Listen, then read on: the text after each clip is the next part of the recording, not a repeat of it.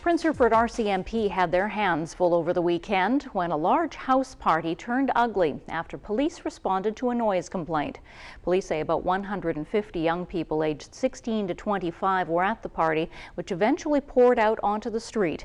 CFTK TV's Sahar Nassimdoost has more on what happened. It was 12:50 a.m. on Sunday morning when RCMP arrived at this house on 5th Avenue East and asked the hostess of the party to send people home after they received a noise complaint. They then waited outside for 5 minutes, but no one was leaving. Then the hostess asked the RCMP to assist in clearing out the home. The RCMP did so, but they encountered one particularly combative individual. He wasn't complying with commands to leave the residence. At that point, our corporal said, "If you don't leave this residence, she doesn't want you here, you could be charged, you'll be arrested." At that point, he didn't move again. He said, "Okay, you're under arrest." He went to place a hand on him, and the male started resisting and did not want to be arrested. And a fight kind of ensued, a wrestling match between the one officer and the male. And the other officers came to help him. They escorted him to the vehicle. At that time, the people started getting what's going on here, why is someone being arrested? You know, the crowd didn't really know what was going on. The male got to the vehicle, kind of scrambled loose, punched Corporal Richardson in the face.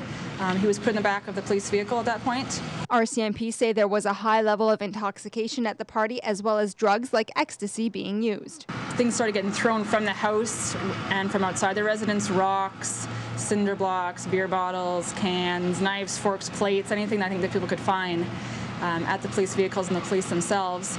The back window was smashed where that one male was placed.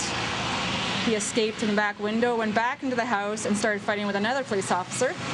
Of the 11 officers on duty, one was punched in the face and another had to have glass shards removed from his eye, but both officers are doing fine. Stevenson says once the combative man was arrested, the crowd slowly dispersed, but after having pepper spray deployed twice when some individuals fought with officers.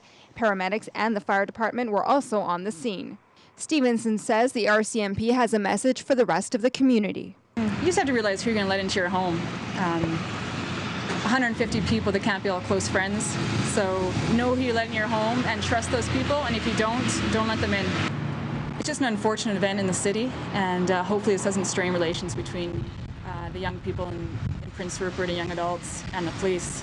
We're trying to build relationships here.